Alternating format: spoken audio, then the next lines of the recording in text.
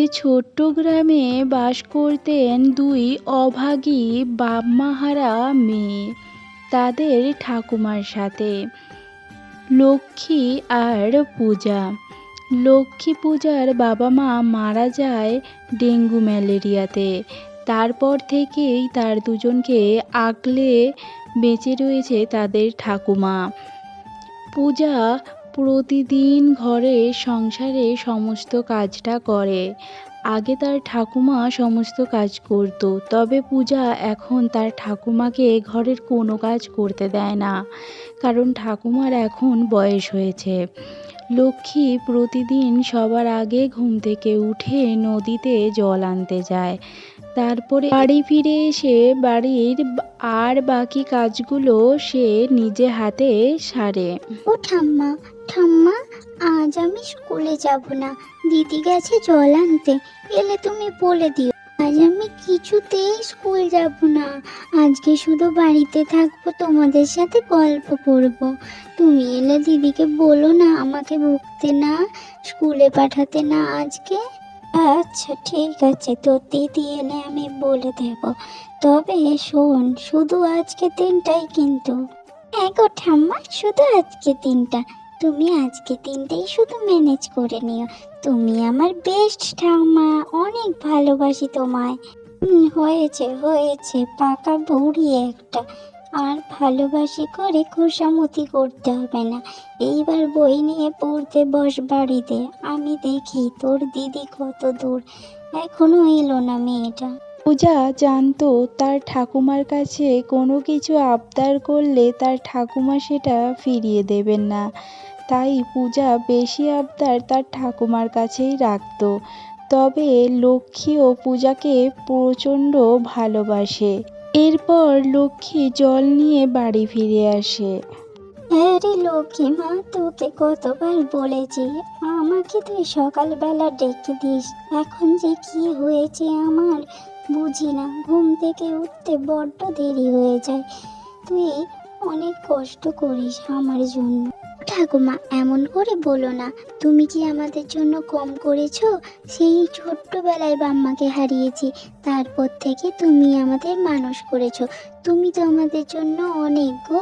তা তোমার জন্য করব না তো কার জন্য করব, একটু বলো দেখিনি। এই যে তোমাদের গল্প শুরু হলে আর শেষই হয় না দেখছি।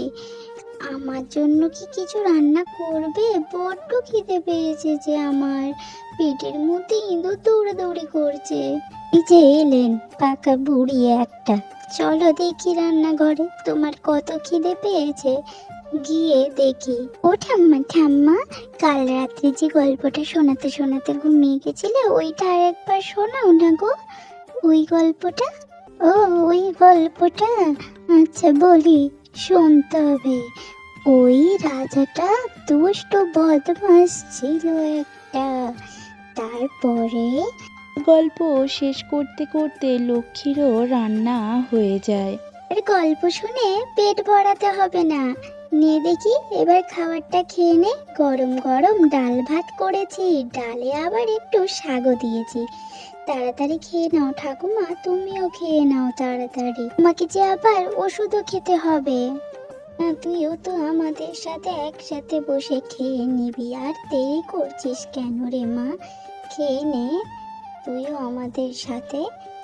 গো ঠাকুমা, আমার যে এখন মেলা কাজ পড়ে আছে, তোমরা খেয়ে নাও, আমি পরে খেয়ে নেব। কি রে বোন, তুই খাবারটা খাচ্ছিস না কেন? কি হলো তোর? দিদি দিদি, তোমাকে কতবার বারণ করেছি, আমার এই ডাল ভাত খেতে একদম ভাল লাগে না। তুমি তাও প্রতিদিন ডাল ভাত রেঁধে দাও। আমি খাবো না, আমি কিছুতেই খাবো না। তুমি খেয়ে নাও, ঠাম্মা খাক। আচ্ছা ঠিক আছে, শোনা বোন আমার, আজকে দিনটা খেয়ে নে তুই। কালকে আমি তোর জন্য বড় মাছ নিয়ে আসবো। কেমন? আজকে দিনটা খেয়ে নে শোনা বোন আমার। হ্যাঁ রে পূজা, কাল তোর জন্য বড় মাছ এনে দেবে তোর দিদি। আজকের দিনটা কষ্ট করে খেয়ে। এর বোন পূজা এমন আবদার করায় লক্ষ্মী একটু চিন্তায় পড়ে যায় যে সে কিভাবে মাছ কিনে এনে বোনকে খাওয়াবে।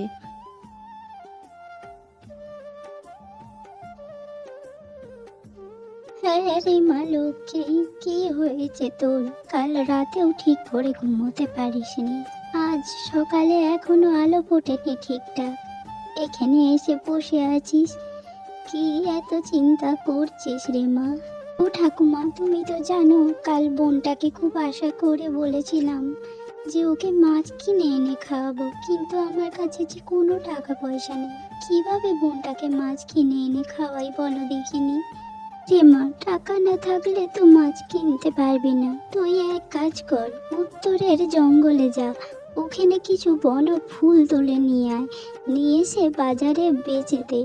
তারপরে যে টাকাটা পাবি ওইটা দিয়ে বোনের জন্য মাছ কিনে আনিস। আর দেরি করিস না মা, তুই এবার রওনা দে। হ্যাঁ গো ঠাকুমা, এই কথাটা কিন্তু মন্দ বলনি, এটা তো আমার মাথা থেকেই বেরিয়ে গেছিল। আমি এক্ষুনি যাচ্ছি উত্তরের জঙ্গলে। এরপর লক্ষ্মী জঙ্গলের দিকে রওনা দিল, আর তার ঠাকুমা দরজায় দাঁড়িয়ে তার দিকে চেয়ে রইল। লক্ষ্মী জঙ্গলের আঁকাবাঁকা রাস্তার দিকে রওনা দিল জঙ্গলের ভেতরে। লক্ষ্মী জানতো জঙ্গলের মধ্যে ওর বিপদ হতে পারে, তবে লক্ষ্মী তার ঠাকুমা আর বোনকে প্রচণ্ড ভালোবাসে, তাই জন্য তার নিজের জীবনের কোনো পরোয়া না করে সে জঙ্গলের দিকে এগিয়ে গেল। আর জঙ্গলের ভেতরে গিয়ে সে যেটা দেখতে পেল, আর দেখে সে যা বলতে লাগলো, ওমা, এই যে বনফুল নয়, এই যে অপূর্ব সুন্দর ফুল, এই ফুলগুলো হাটে বেচলে অনেক বেশি টাকা পাবো। যাই তাড়াতাড়ি তুলে নিয়ে বাড়ি ফিরে যাই, হাটে বেচে অনেক টাকা পাবো, তারপর বোনের জন্য মাছ কিনতে পারবো। লক্ষ্মী এরপর মনে মনে ভাবতে থাকে, এই ফুলগুলো শুধু এমনি নয়, মালা গেঁথে যদি বাজারে বিক্রি করা যায় তাহলে অনেক বেশি দাম পাবে সে। এই ভেবে ভেবে সে ঘরে ফিরে আসে, আর এসে ঠাকুমাকে সব বলল। ঠাকুমা দেখো একবার কত ফুল নিয়ে এসেছি, আর এই ফুলগুলোকে দেখে কেউ বলবেই না যে এগুলো বনফুল নিয়ে এসেছি আমি। আমি ভাবছি এই ফুলগুলো আমি মালা বেঁধে বিক্রি করব, তাহলে অনেক বেশি টাকা পাওয়া যাবে। আরে মা, একদম ঠিক বলেছিস তুই, মালা গেঁথে বিক্রি করলে অনেক বেশি টাকা পাওয়া যাবে। তাড়াতাড়ি এবার মালাগুলো গেঁথে ফেল তোরা দুইজন মিলে, এতে তোর অনেক লাভ হবে।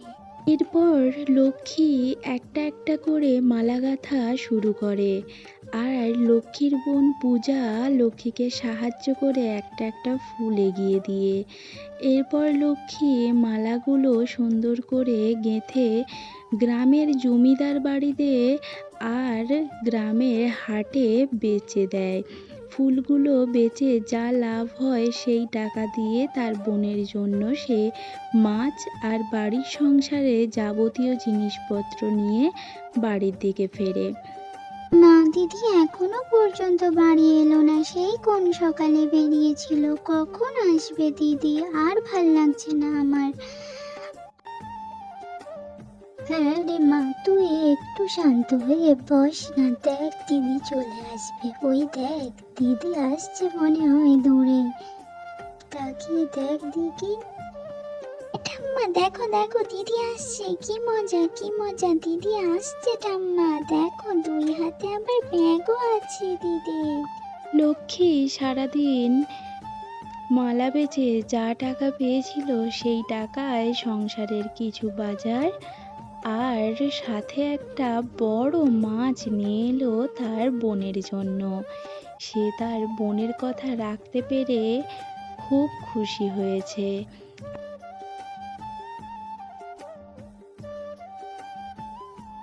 বোন, তোর জন্য কত বড় মাছ নিয়ে এসেছি। ওরে বাবা, তোর আনন্দ যে আর ধরে রাখতে পারছিস না, সেটা তোকে দেখেই বোঝা যাচ্ছে। থাম এবার, তুই বল তুই কি খাবি মাছের আজ? দিদি, তোমাকে রান্না করতে হবে না, আজ তোমাদের আমি বেঁধে খাওয়াবো। চলো, মাছের আজকে ঝোল বানিয়ে খাওয়াবো, খুব মজা করে খাবো আমরা সবাই। চলো চলো। এরপর তারা তিনজন একসাথে দুপুরে খাবার খেতে বসে। আজকে ভিডিওটা আপনাদের কেমন লাগলো অবশ্যই জানাতে ভুলবেন না। সবাই ভালো থাকবেন, সুস্থ থাকবেন। আর আপনাদের অসংখ্য ধন্যবাদ যারা আমাদের এত ভালোবাসা দিচ্ছেন। আমাদের প্রায় 200 সাবস্ক্রাইবারের বেশি হয়ে গেছে, তার জন্য অসংখ্য ধন্যবাদ আপনাদের সবাইকে। আপনারা সবাই এইভাবেই আমাদের পাশে থাকবেন আশা করছি। নতুন গল্প নিয়ে খুব তাড়াতাড়ি ফিরে আসছি। ততক্ষণ সবাই ভালো থেকো, সুস্থ থেকো আর ভিডিওগুলো দেখতে থেকো। টাটা।